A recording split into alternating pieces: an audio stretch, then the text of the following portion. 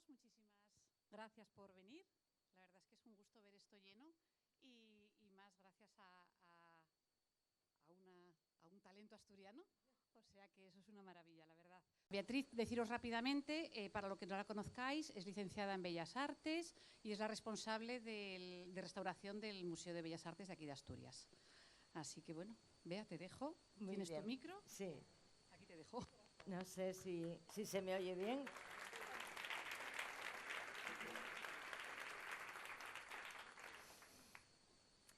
Bueno, pues vamos a poner la primera imagen que quienes me seguís en las redes supongo que ya la conocéis. Y sí, no hay ninguna sorpresa, voy a hablar de Santa Eulalia de Mérida, patrona de Oviedo, titular de la diócesis de Oviedo, una santa con 1700 años de historia o alguno más, y que aquí en Asturias la conocemos normalmente por el nombre de Santolaya y Santalla en el occidente. Si la tuviéramos que traer a la actualidad, Eulalia sería algo así como una Instagramer, una influencer con una cantidad de millones y millones de seguidores que le hacen like a cada cosa que publica, que están absolutamente fascinados con su manera de hablar, con cómo habla, cómo cuenta las cosas, que tampoco es ninguna sorpresa, porque se llama Eulalia, que significa la que habla bien. Así que su nombre ya nos indica exactamente cuál es la parte más importante y fundamental de su leyenda, y es que ella habló muy bien. Y como os digo, si fuese esa influencer con millones de seguidores que estarían dispuestos a recorrer distancias enormes para poder verla en persona, comprarían todo su merchandising y pagarían fortunas por tener un objeto que hubiese sido de su propiedad, una camiseta o hasta un prendedor del pelo. Pero la fama es caprichosa y un día estás aquí arriba y otro día nadie se acuerda de ti. Y eso le pasó también un poco a nuestra Eulalia.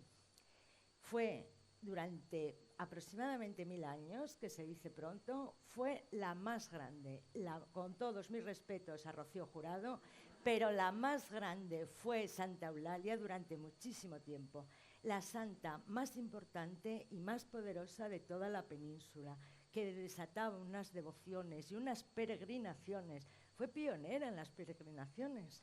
Al poco tiempo de su muerte ya la gente peregrinaba para ir hasta su tumba. Bueno, voy a empezar a ponerme en el contexto y voy a contar dónde empieza la historia de Santa Eulalia, que tenía unos 12 años, según dicen la mayor parte de las leyendas, cuando fue brutalmente asesinada en el año 304 en la ciudad de Emérita Augusta, la actual Mérida. Había llegado al poder el emperador Diocleciano, había pasado una crisis muy grande el imperio y el emperador tomó una serie de decisiones, hizo un montón de reformas a ver si solucionaba aquel tremendísimo follón que había y, entre otras cuestiones, decidió que había que recuperar el culto a los dioses tradicionales romanos. Estos son Júpiter, Hera, Minerva y todos los demás. Porque había muchísima gente dentro del imperio seducida por unas religiones que llevaban siglos viniendo desde Oriente y que conectaban muy bien con la espiritualidad del momento. Las persecuciones no solamente fueron a los cristianos, eran a todos aquellos ciudadanos romanos que no practicaban los cultos tradicionales, como los adoradores de Mitra y otros cuantos más. La familia de Eulalia, suponiendo que iba a haber en la ciudad, que Mérida era una ciudad, bueno, Emérita, Augusta, para hablar con propiedad, era una ciudad muy grande, un centro comercial, estaba en medio de un montón de caminos que se cruzaban, era una gran metrópoli. Y se suponía que allí iba a haber, con toda probabilidad, más disturbios y más follones, y decidieron poner a la niña a salvo llevándosela a una casita que tenían en el campo a las afueras, a una villa romana, algo así como la villa de Beranes y Gijón, por así decirlo. Porque bien sabían lo que tenían en casa y el carácter que tenía la niña, que vamos a ir viendo el carácter y el temperamento que tenía aquella rapacina. Total, que se la llevan y se escapa por la noche y se plantifica en la Plaza Mayor de Mérida o el Foro Romano o lo que sea, se plantifica en el centro y dice: yo soy cristiana y vengo aquí a protestar por lo que estáis haciendo.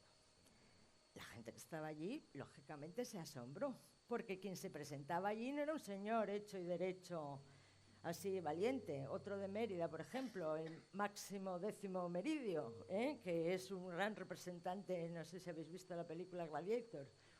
Bueno, pues no era un señor así el que se presentaba ante el juez, era una niña de 12 años, la que tenía el valor de presentarse ante el juez sabiendo lo que estaba pasando para decir: yo soy cristiana.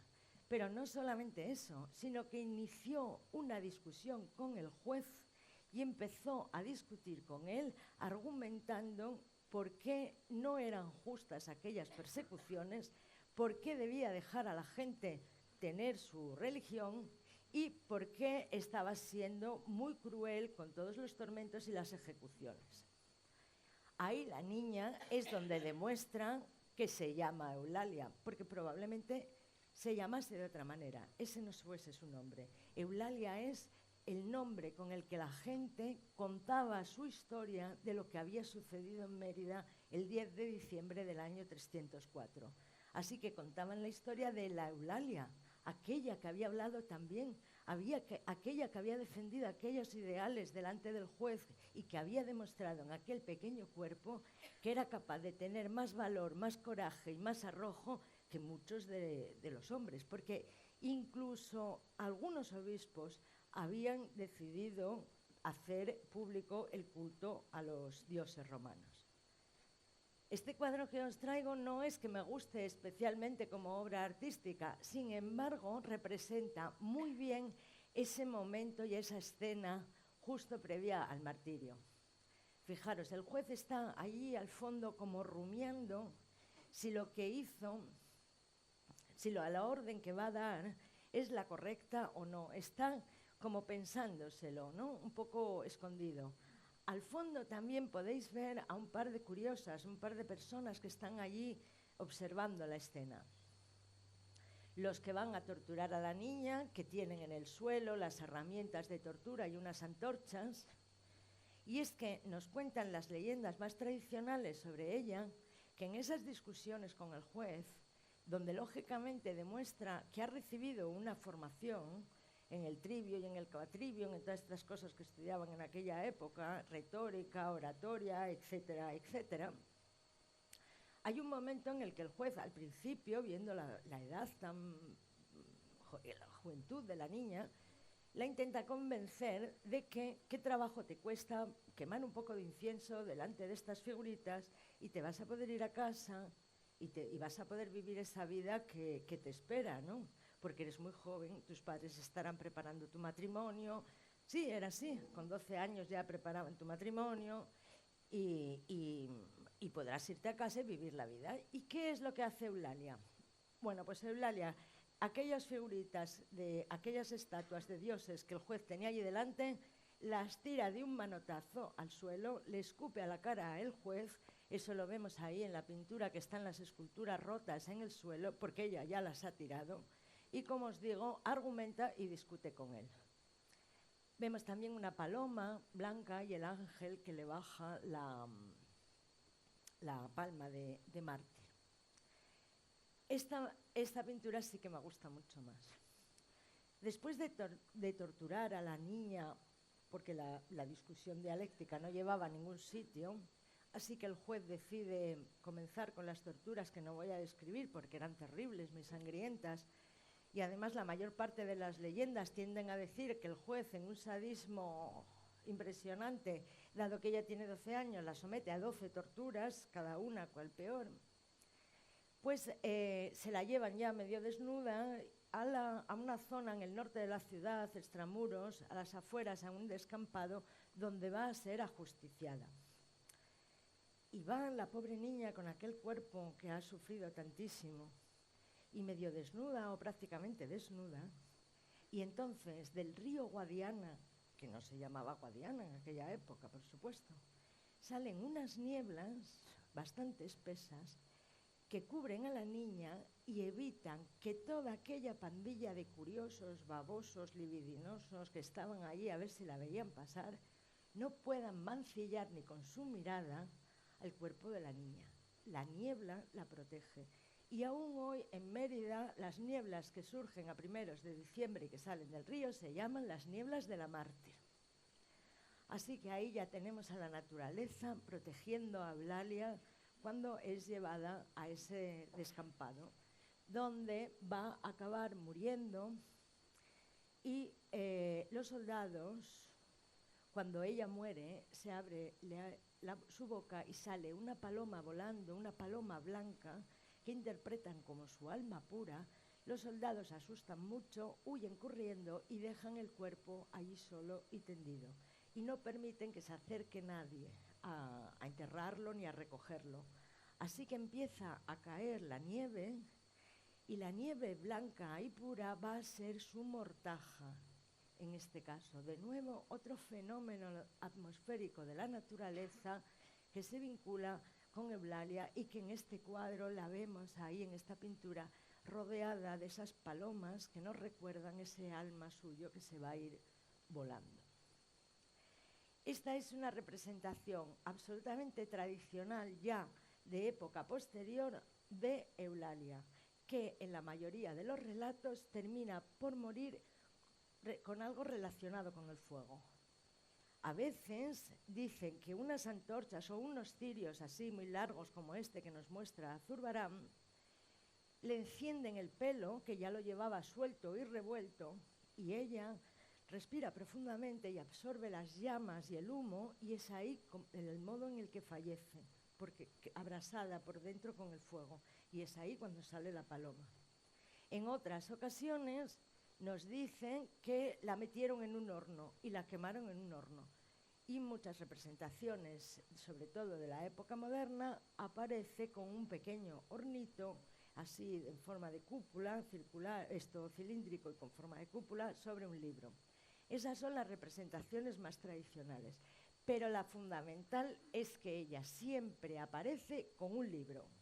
El libro es fundamental, porque el libro nos habla de su formación, que ya os he dicho que tenía que haber recibido una formación, por muy buena que fuese ella hablando, la leyenda nos indica que tuvo que recibir una formación, pues de su formación y también porque algunas leyendas dicen que era muy aficionada a leer las actas de los mártires anteriores, que tampoco tuvo muchos mártires antes, porque ella murió en el 304, pero bueno, algo leería sobre el tema, sobre todo le gustaba mucho la de San Tirso.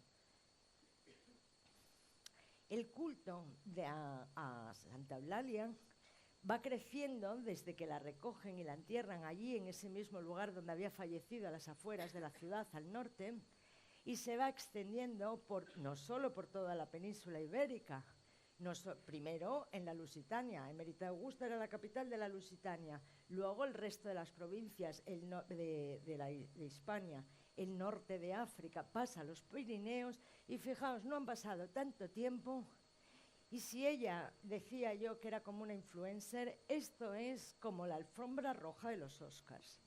Está en un desfile de las santas más importantes del momento, en la iglesia de San Apolinar el Nuevo de Rávena, en Italia, en el año 550 aproximadamente.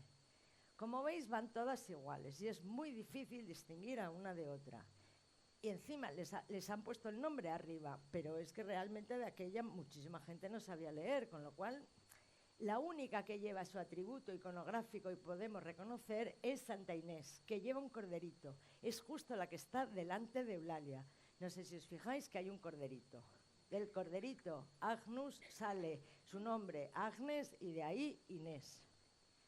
Todas son mártires. No llevan la palma del martirio en la mano porque están ellas entre palmeras. No sé si las veis, al fondo hay palmeras. Ya tienen ahí, están como en el palmeral de Elche, todas rodeadas de palma. Van todas vestidas prácticamente iguales y llevan en la mano la corona de la virginidad. Y van todas como una hermosa procesión hacia el ábside de la iglesia, ahí todo de dorado y precioso, de su mosaico. Y justo delante de esta procesión de vírgenes están los 3 magos de Oriente. Pero bueno, solo he traído la foto en la que aparece Eulalia. Como os decía, su fama crece rapidísimamente, desde esa tumba a las afueras de Mérida, donde enseguida quiere la gente enterrarse allí para estar cerca de ella. Muy pronto empiezan las peregrinaciones desde todas partes, unas muy importantes desde Totana, en Murcia, donde hay otro santuario dedicado a Santa Eulalia. Deben ser probablemente las peregrinaciones más antiguas de la península. Y el santuario va creciendo, cada vez hay más gente, se crea un pequeño monasterio, los peregrinos algunos llegan enfermos, así que se crea también un hospital, aquello se convierte en un complejo religioso y cristiano de alto alcance. Esta otra representación de Eulalia sí que es la típica, con el libro y con la palma. Al fondo se ve un edificio que pudiera ser el santuario de Mérida, donde ella estaba enterrada y que era el foco de su culto. Pero lo que más me gusta de esta pintura son los árboles que hay al lado. Porque hacia el año 500 y pico, 600 o por ahí, Gregorio de Tours, un obispo francés, relata varios milagros que tienen lugar en el santuario de Mérida Augusta dedicado a Santa Eulalia.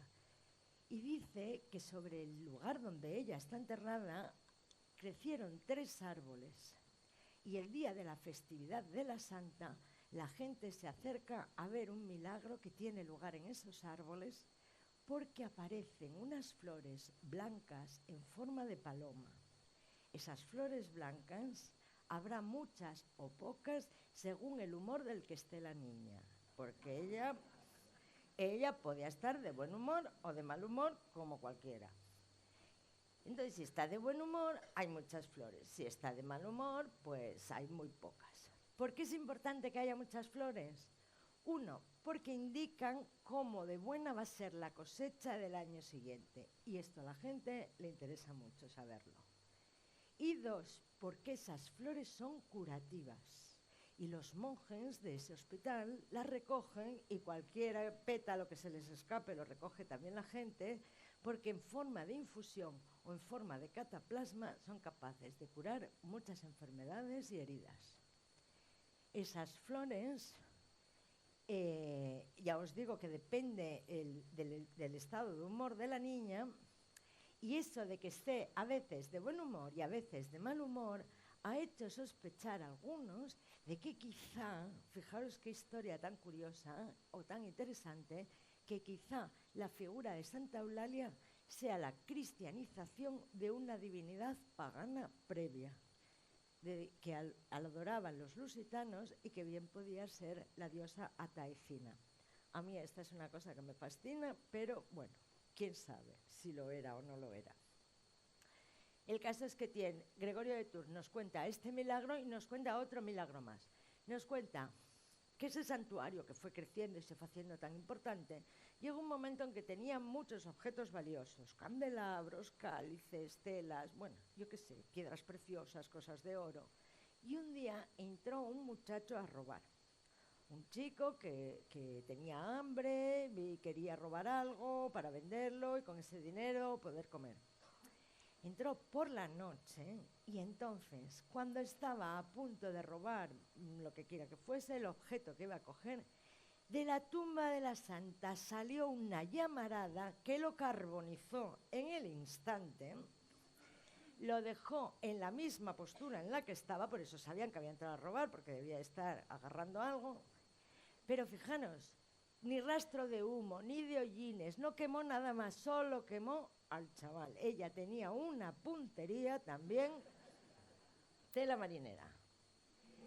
Bueno, ya veis el carácter de la muchacha, más o menos. Esta sí que es una representación que me gusta mucho, muchísimo, porque va con la paloma en el hombro, con el libro en la mano y con la palma.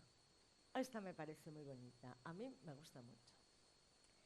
El artífice o uno de los artífices de ese enriquecimiento en el santuario de la mártir fue, entre otros, el obispo Masona. El obispo Masona Era principio, era arriano y luego se pasó al catolicismo, porque le pareció a él que le iban a ir mejor las cosas y así fue, efectivamente. A estas alturas ya estaban en la península los visigodos, que en un primer momento se instalaron en Mérida, la nombraron capital y estaban allí que les iban las cosas fenomenal, porque con la protección de la santa, la ciudad no recibían epidemias ni nada, era, bueno, tener a Santa Eulalia de protectora era lo mejor que te podía pasar en esta vida. Pero es de aquí que los reyes decidieron que les venía mejor, ya que eran reyes de toda la península, estar en el medio y cambiaron la capital a Toledo. Y claro, tenían que llevarse a Eulalia y Masona dijo que ni hablar. Y tuvo una discusión bastante fuerte con Leovigildo. Leovigildo, que estaba empeñado en llevarse, entre otras reliquias, una túnica que se conservaba de Santa Eulalia, se empeñó en que le diesen la túnica para llevársela a Toledo. Y Masona le dijo, no te la doy, y no te la doy porque verás dos cosas. Una, soñé el otro día que Eulalia cogía un látigo y te daba latigazos. Y eso, sin falta de Freud ni nada, él lo interpretó como que la niña no quería nada con Leovigildo, ni la túnica, ni nada, y que no quería irse a Toledo. Y dos, dijo, además no te la doy porque me la he comido. Le contó que la había quemado y las cenizas las echó en una copa y luego se bebió el vino. Había mentido, a pesar de ser obispo. La llevaba enrollada aquí en la cintura. Leovigildo diría, bueno, subió un poco de peso y nada más. Pero claro, con esa ropa que llevaba lo disimulaba bastante bien.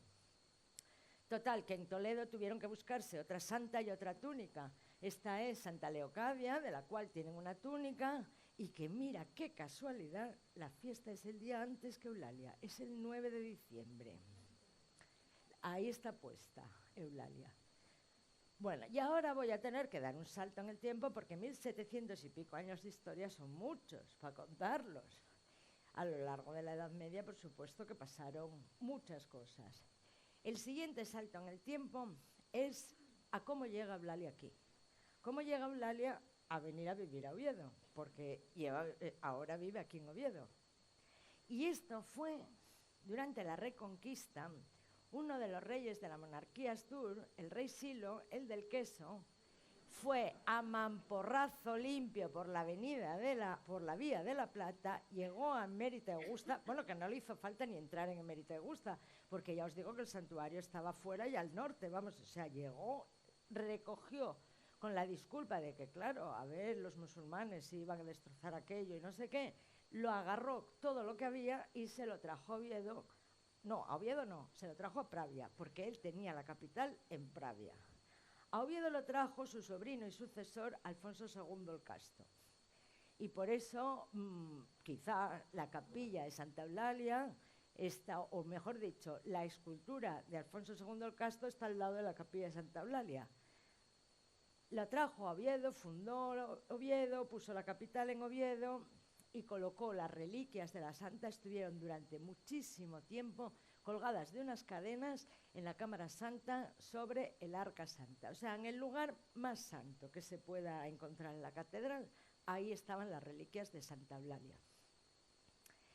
Y desde entonces vive aquí y es la protectora, porque aquello que no había conseguido Leovigildo lo consiguieron estos reyes, que se trajeron las reliquias y las trajeron a la capital. Así que de alguna manera ella ya quedó como gran protectora de la ciudad y por supuesto del reino, también de ambas cosas. La chica más valiente que había. Otro de los santos, porque claro, yo he dicho que era la más grande y la más importante. Había otro santo más o menos a la par, que este era San Vicente. San Vicente, que me parece que era de Aragón, pero acabó muriendo en Valencia, lo acabaron asesinando en Valencia, era otro santo importantísimo en la península en aquella época. Y fijaros, digo yo que si será casualidad, dice la leyenda también que la ciudad de Oviedo se fundó con el monasterio de San Vicente. Luego está Eulalia en la Cámara Santa. Y la otra iglesia que hay enfrente es la de San Tirso, que era una de las actas martiriales que más leía la santa. ¿Cuántas casualidades? Todos ahí fueron a coincidir, todos juntos. Bueno, total, traen a la nena, la niña mártir aquí, se queda aquí a vivir, como os digo, y a partir de ahí, de alguna manera, yo creo que ya podemos empezar a hablar de Olaya. Ya no es tanto Eulalia de Mérida, ya es Olaya. Es Santolaya con Y en Asturias, con 2 L's en el resto de la península, y Santalla en la zona del occidente. Con todos esos nombres la tenemos aquí. Y hacia 1604 llega el maíz a Asturias, de la mano de Gonzalo Méndez de Cancio, un marino de Tapia Casariego, y su mujer Madalena, que era de Mondoñedo, y que por orden de Felipe II habían estado en la Florida, en lo que hoy es Estados Unidos, encargándose de gestionar unas plantaciones. Gonzalo tiene el honor también de haber sido de haber creado el primer mercado en el territorio de lo que hoy es Estados Unidos. Estuvieron allí un tiempo, se encargaban sobre todo de las plantaciones de maíz, y cuando tuvieron que volver, se les ocurrió traer, a ver, para probar, ¿sabes? Vamos a probar, a ver qué tal se da. Porque el maíz ya venía de antes a Europa y a España, pero no se plantaba. Venía el grano o venía la harina para hacer lo que se llamaba en la época el pan indio, que nosotros llamamos boroña, ¿no? Pero bueno, más o menos lo mismo. Total, llega, Madalena le deja a los hermanos en Mondoñedo para que prueben a ver qué tal. Lo demás lo plantan en Tapia y, oye, se dio de maravilla. Y se pasaron todo el siglo XVII comiendo maíz a todas horas y cultivando maíz y ocupadísimos todos con el maíz. Había algunas cosechas que eran tan buenas que no cabían en los hórreos, y los hórreos, que eran un simple cajón cuadrado sobre 4 pegollos, hubo que ponerles balcones y corredores a todo alrededor para poder colgar el maíz, y hubo que hacerlos crecer hasta cambiarles el nombre, y ahora son panoya. Madre mía, paneras. La llegada del maíz lo cambió todo. Y la llegada del maíz yo creo que debió de ser también una especie de milagro de Santolaya, porque el siglo XVII fue un siglo horroroso y espantoso en toda Europa. Hizo un tiempo malísimo, bueno, malísimo, se echaban a perder todas las cosechas en todas partes, excepto las de maíz, que aquel tiempo les venía bien. Fijaros cómo era, que se dice que lo que sucedió es la pequeña edad de hielo. O sea, ya con el nombre nos podemos hacer una idea de que aquello fue una especie de invierno larguísimo, más que el de Juego de Tronos, un siglo entero de mal tiempo y haciendo frío. Eso ocasionó hambrunas terribles por toda Europa, porque las cosechas de trigo y de otros cereales se echaban a perder. Las monarquías absolutas no decían, ay, vaya, como la cosecha fue mal, mira, pues voy a recoger menos impuestos. No, ni muchísimo menos. Eso ocasionó revueltas, guerras, disturbios de todo tipo, corría la sangre por todas partes. Fue un siglo espantoso. Y aquí, al menos, a la gente le salvaba el maíz, porque podían comer maíz y había algo que comer. También había patatas, pero no las comían. Las patatas crecían demasiado abajo de la tierra, estaban demasiado cerca del demonio. Nadie comía patatas, las patatas se echaban al ganado. La gente comía maíz, incluso los más pobres, y había que ser muy pobre y haber perdido pasar mucha hambre y haber perdido ya casi la dignidad para poder comer una patata. Así eran las cosas. Total, que el maíz, como digo, fue fundamental para que la gente sobreviviese a ese terrible y largo siglo XVII. Y ese es probablemente no, casi seguro, el motivo por el cual en la puerta principal de la catedral hay una Santa Eulalia descomunal de tamaño ocupándose de cuidar y regar un maizal. En 1723 cayó un rayo en la catedral, quemó las puertas y algunos retablos, y el cabildo le encargó a uno de los mejores escultores del momento, José Bernardo de la Meana, que hiciera unas puertas de roble, de nogal, para la catedral. En la portada principal, la puerta principal, que tiene 2 hojas, a la izquierda está el Salvador, que es el titular del templo. Pero en la hoja de la derecha, y más o menos a nuestra altura, cuando llegamos allí, vemos esta imagen. Una Eulalia descomunal en un paisaje rural, donde hay una cuadra, unas vaquinas, una cerda con un lechonín, una iglesina. No lleva libro, sí lleva la palma de mártir, la sostiene con la mano izquierda, pero no hay un libro. Y tiene una jarra de la cual están saliendo nubes, que recordemos que ella era capaz de cambiar el tiempo. Las nieblas que la protegían, la nieve que la amortajó, y que ella era capaz de predecir las cosechas del año siguiente a través de aquel milagro de las flores. Eulalia ahí, bueno, que ya no es Eulalia, ahí es ya Olaya, Santa Olaya, la asturiana. Ahí Olaya está haciendo de intermediaria entre el cielo y la tierra, entre los fenómenos atmosféricos que ella podía controlar. A las claras está que las nubes y la lluvia las controla ella, y mirando hacia abajo, porque lo que cuida y lo que protege es el alimento de su pueblo, del pueblo que la venera, del pueblo que la cuida, que la reza, que reza por ella. Es una iconografía absolutamente singular, inusual. Podríamos traer a toda la gente de Mérida a mirar esta imagen y probablemente no sean capaces de reconocer ahí a la santa de su tierra, porque esta santa aquí ya no es de Mérida, ya es de Asturias. Y eso lo sabía y lo tenía bien claro el cabildo de la catedral, porque esto no es una cosa que se le ocurriese a José Bernardo de la Meana, así cuando se levantó, uy, voy a ponerla con una jarra y unas nubes. No, esto es un encargo. Hazme a Santa Eulalia protegiendo, la Santa Eulalia de los campesinos, protegiendo el maíz. Es muy inusual que la comida que aparezca representada en un templo cristiano sea maíz. Lo normal es el trigo y las uvas de las vides de la Eucaristía, que están plagados todos los retablos con esas imágenes de espigas y uvas. O bien el maná de la Biblia que alimentó a los judíos en el desierto. Pero maíz es muy raro. Además, gran parte de las iconografías, sobre todo de estas santas tan antiguas, quedan plasmadas y fijadas ya en el tiempo en torno a la Edad Media.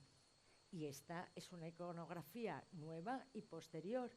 En esas iconografías antiguas jamás encontraremos el maíz, porque el maíz no llega hasta que se descubre América y no llega a Europa, no se planta en Europa hasta 1604. Así que estamos ante una singularidad, estamos ante algo bastante excepcional, algo que desde luego el cabildo de la catedral quería mostrar en la puerta y que a todos quienes pasasen por delante iban a ver esto. No es algo que esté dentro en un retablo que haya que entrar, no, está en la puerta. Es una especie de declaración, casi como de declaración de principios.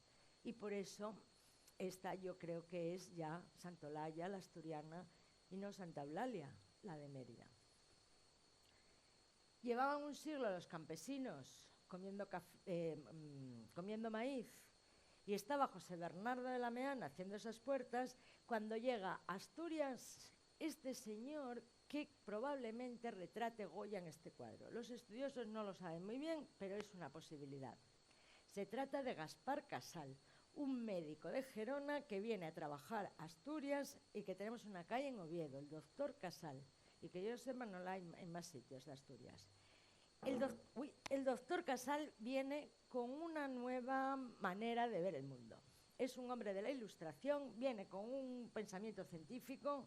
A este no se la cuelan con que las patatas tienen contacto con el demonio. No, él insiste en que hay que comer patatas. Y él se dedica a observar y a anotar y registrar qué es lo que le pasa al campesinado asturiano. Y los campesinos presentan todos síntomas de una enfermedad que dicen que es infecciosa. Pero él, con esta nueva mentalidad, empieza a sospechar que la enfermedad no es infecciosa, que la enfermedad tiene que ver con la alimentación, porque la mayoría pasan mucha hambre y comen muy poco, y luego lo que comen es el maíz, y no comen apenas carne, lo complementan con frutos, con manzanas, peras, y con frutos secos, nueces, avellanas, pero hay una gran falta de vitaminas de muchos tipos. Pero sobre todo hay una falta de una vitamina, porque sí, el maíz llegó de América, pero vino sin manual de instrucciones. Y entonces los campesinos hacían con el maíz lo único que sabían hacer, que era lo que habían hecho toda la vida con el trigo, molerlo y con esa harina hacer fariñes, tortos, no sé, boroña, lo que fuese. Sin embargo, en América cocían el maíz antes con un poco de cal. Eso permitía una reacción química que liberaba la niacina que tenía la piel del maíz y permite que el organismo humano absorba la vitamina B3. La falta de vitamina B3 provoca una enfermedad que el doctor Casal llamó mal de la rosa, un nombre muy bonito y muy poético para una enfermedad que tiene muy poco de bonito y de poético. Se caracteriza por las 4 Ds o las 3 Ds, no me acuerdo si son 3 o 4, son las nieblas de la mártir que a veces las tengo yo mentales. Trastornos digestivos, diarreas, depresión, demencia y por último defunción, si la cosa llega a los extremos. Los trastornos digestivos son bastante importantes. Pero bueno, el síntoma más evidente, y de ahí que él le pusiera el nombre de mal de la rosa, es una dermatitis. Había una D por ahí que me faltaba a mí. Una afección que aparece en la piel, en las zonas de la piel donde da el sol, es decir, en la cara, cuello, el escote, las manos y los pies, porque la gente era muy pobre y no tenía zapatos, aparece en los pies. La piel se vuelve rosa, áspera, seca, escamosa. Luego los trastornos digestivos, pero lo que es también muy terrible, hay una confusión mental, hay unos desórdenes mentales, hay depresión y a veces alucinaciones. Ese era el panorama del campesinado asturiano del siglo XVII que describe el doctor Casal. La enfermedad al final recibe el nombre que dio un médico italiano y se llama la pelagra. Hoy en día es muy raro que suceda, porque llevamos una dieta en general mucho más variada. Pero el doctor Casal está considerado el primer epidemiólogo del país, porque se dio cuenta de que no era una enfermedad infecciosa como pensaban, que era una especie de lepra, le llamaban en muchos sitios. De hecho, en algunos tratados aparece como lepra asturiensis. Bueno, el apellido de asturiensis, en este caso por lo de aquí, pero sucedía en muchos otros sitios de Europa, no solamente era en Asturias o en Galicia donde la gente sufría esa enfermedad. Y desgraciadamente era tal y como él se dio cuenta, era debido a la alimentación, no era una enfermedad asociada con la pobreza y con la alimentación.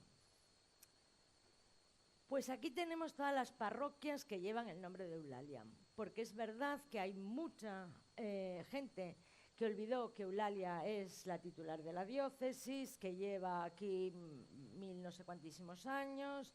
Y fijaros, estas son las parroquias que se llaman Santolaya de no sé qué, Santolaya de no sé cuántas. Pues luego hay capillas y ermitas por ahí, en total, creo que leí en algún sitio que hay unos 62 centros de culto dedicados a ella solamente en Asturias. Y como cabeza de parroquia me parece que son 44 o por ahí. La más antigua parece ser que es la de Morcín. Por orden alfabético, la primera sería la de Abamia, en Cangas de Onís, donde estuvo enterrado el rey Pelayo, por cierto, hasta que luego se lo llevaron a Covadonga. Y bueno, son bastantes, aunque la gente salgamos a la calle y preguntamos por Santa Olalla y la mayoría no van a saber ni su historia ni muchísimas cosas, Resulta que si miramos un mapa, es que hay santolayas por todas partes, y en la puerta de la catedral. Y ahora voy a hablaros de la vinculación de Eulalia que tiene no solo con el maíz, sino también con la poesía. Esta es una parte que me gusta mucho a mí de Santolaya. El primer texto que tenemos de ella es una leyenda que nos cuenta Prudencio, un señor de Calahorra, me parece que era, que escribe en latín una serie de poemas donde dedica uno a Santa Eulalia. Es la primera leyenda más antigua que tenemos recogida de su leyenda y es un poema en latín. Avanzando un poco en el tiempo, hacia el año 880 o por ahí, al norte de Francia, en el monasterio, un monasterio que hay en Valenciennes, escribe alguien, un monje, compone La Cantinela de Santa Eulalia, una poesía muy rítmica que está pensada para ser cantada. Y es el texto literario más antiguo en lengua francesa. Es decir, en un latín muy chapucero que los filólogos consideran que es el origen del francés. Había otro texto antes en ese idioma, pero eran los acuerdos de paz de una batalla. De lo que, si hablamos ya de literatura o de intenciones artísticas, sería La Cantinela de Santa Eulalia. El texto dedicado a ella y, digamos, fundacional del idioma francés. En otro salto del tiempo está Antón de Marí Reguera, un paisanín de Candás que era cura y que escribió una poesía que se titula en asturiano, nuestro primer texto en asturiano que conservamos, Pleito entre la ciudad de Uvieu y Mérida por la posesión de les cenices de Santolaya. El pleito debía de existir realmente, no debía de ser una metáfora, porque él la escribe en 1639. Y en 1638 el Ayuntamiento de Oviedo, porque al Cabildo no le debía apetecer mucho, pero el Ayuntamiento sí debía estar preocupado por algo y convoca lo que a mí me gusta llamar un referéndum, aunque no es un referéndum, pero convoca a todos los asturianos varones a votar en todos los concejos y responder a la pregunta: ¿quieres que siga Santolaya siendo la titular de la diócesis? Y si decías que sí, metías una fabina blanca en un cestín o en un saquín. Y si tu respuesta era no, metías un garbanzo o una fabina negra. Ganó por mayoría. En la mayoría de los concejos por mayoría absoluta. En Gijón y en Avilés hubo ahí 4 o 5 en contra. Sorprendentemente en Parres hubo 44 votos en contra. No sé qué pasó en Arriondas. Estaban enfadados con ella o algo. No valió de nada, porque hubo 66 que dijeron que sí. Mandaron los papeles a Roma y en 1639 vuelve un papel de Roma que dice, sí, Santa Eulalia de Mérida es titular de la diócesis a perpetuidad, o sea que todavía es la titular de la diócesis y de la ciudad de Oviedo, patrona. Ya os digo que el ayuntamiento se molestó en eso, en generar esta votación.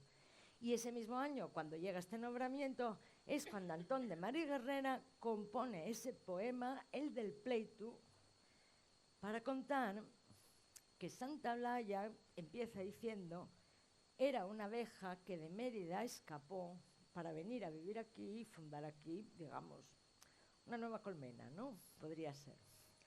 Es una metáfora que él utiliza sobre Santa Eulalia y dice en un momento dado, sí, murió en Mérida, pero aquí sigue viva.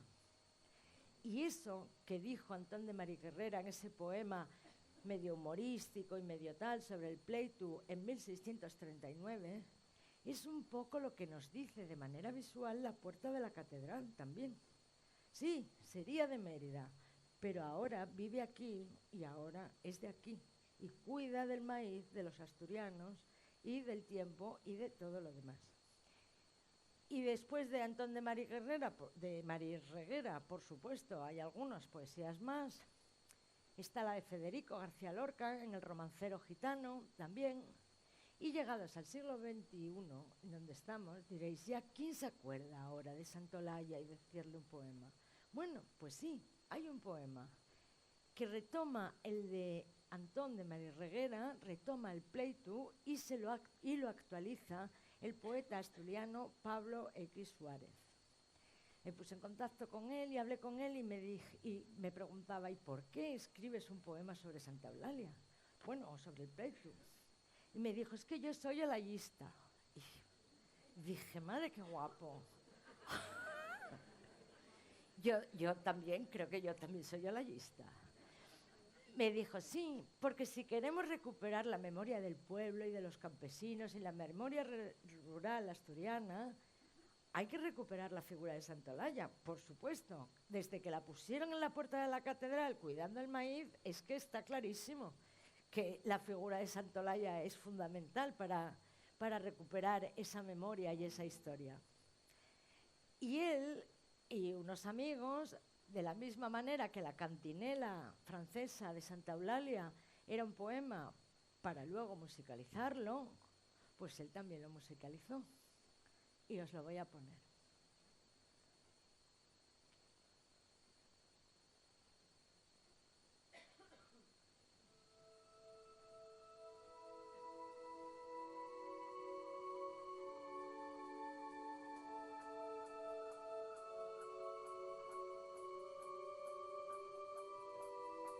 Si todos los caminos van a Roma, ¿por qué yo me perdí? ¿Por qué los dioses paganos? ¿Por qué son una feria los eventos de los dioses paganos? Si tantos dioses paganos hay, que paguen una, o qué? Va a ser que ya non salen, non los veo de aquí a Mérita Augusta, non ves paganos, y los que había que salían los libros, ¿qué fue de ellos? Historia de paganos puntada. Y tú, Cristo, serás tan gallo de mandame ubicación pa' que yo me encuentre nesta caleia Tracamundia Seto, l'Olimpo, el Panteón, de Plauto, la comedia. ¿Dónde está el tu antroxu? ¿Estará Roma entroxada hasta tal punto que se confunda con Valdesoto? Arréglate en sin mí, Roma. Abondo ya te di la vara y de aquí a Roma no hay caminos y esto monte y no se llega a ti pel monte, ningún monte batí, Roma querida.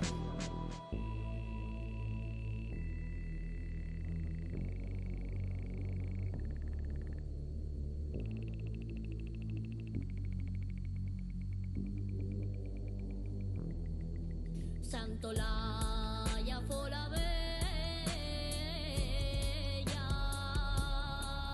que de Meida ensamó, enfadada que adorase les figures de Yatón. Tengo de subir al alto, tengo de coger la flor, que la flor de la cotoya, que la flor que llevo yo.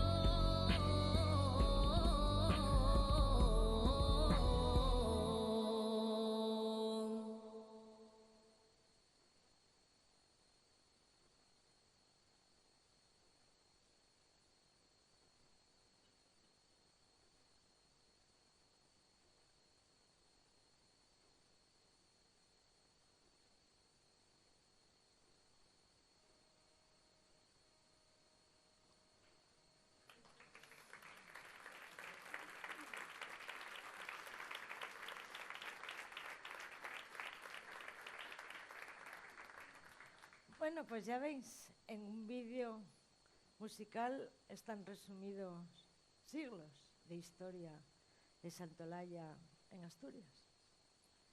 Espero que hayáis pasado un rato entretenido, que hayáis aprendido alguna cosa y marcháis con deberes. Hay que ir a la catedral a ver la puerta, hay que entrar en la catedral a ver la capilla.